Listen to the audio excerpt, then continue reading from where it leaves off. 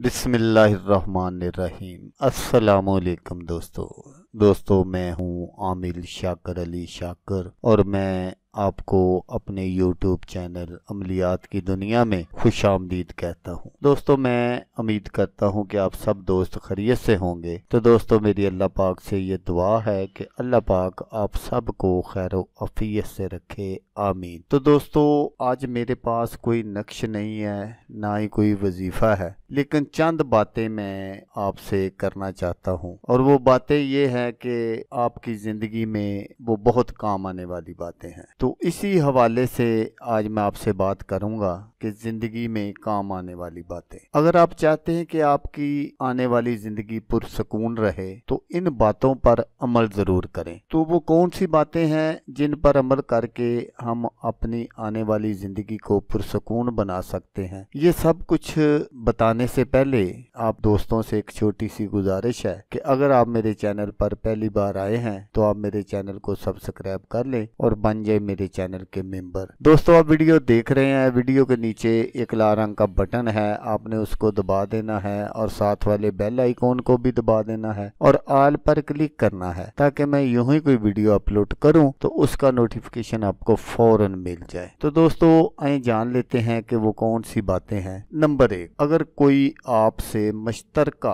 कारोबार करना चाहे तो उसके साथ एक प्लेट में खाना खाओ और मुशाहदा करो कि वो खाने की बेहतरीन चीज खुद ज्यादा खाता है या तुम्हें ज्यादा खिलाना पसंद करता है। दूसरी सूरत हो तो कारोबार करो, जबकि पहली सूरत हो तो इसका मतलब है कि वो कारोबार में तुमसे ज्यादा लेने की कोशिश करेगा। नंबर 2, अगर कोई आपसे दोस्ती करना चाहे तो इसके साथ एक पब्लिक ट्रांसपोर्ट में सफर करें। अगर इसने अपने आप को किराए से बचाया किसी भी तरीके से तो इसका मतलब है कि वो आपसे फायदा लेना चाहता है, दोस्ती के काबिल नहीं है। तो नंबर 3, अगर कोई तुमसे रिश्ता जोड़ना चाहे तो इसकी किसी चीज को मामूली नुकसान पहुंचाओ, मसलन इसके जूते पर सालन गिराना या मोबाइल फोन को मेज के इंतहाई किनारे पर रखना या इसकी ऐनक को छेड़ना। अगर उसने अपनी चीज की कीमती होने का चर्चा किया तो रिश्ता मत जोड़ना, क्योंकि उसको रिश्ते से ज्यादा पैसा पसंद है। नंबर 4, अगर आप कारोबार करते हैं और कोई आपसे उधार मांगता है तो उसको कीमत बहुत ज्यादा बताना। अगर उसने कीमत कम करने की कोई कोशिश ना की तो उधार ना देना, को उसको अदायगी नहीं करनी, इसलिए कीमत से दिलचस्पी नहीं है। तो नंबर 5, अगर कोई अपनी हर दूसरी तीसरी बात पर कसम उठाता हो तो उसकी बात जरूर झूठ होगी। वो कसम इसलिए उठाता है कि उसको अपने झूठ को सच साबित करना होता है। तो नंबर 6, अगर तुम्हारा कोई दोस्त तुमसे अपनी कोई बुराई छुपाता है तो आप इसको मत बोलें कि तुमको सब कुछ मालूम है। अगर तुमने ऐसा किया तो फिर वो इस बुराई को तुम्हारे सामने भी करेगा। नंबर 7, बच्चों को बुरे कामों से मना करते वक्त जिन बलाओं या जानवरों से ना डराना,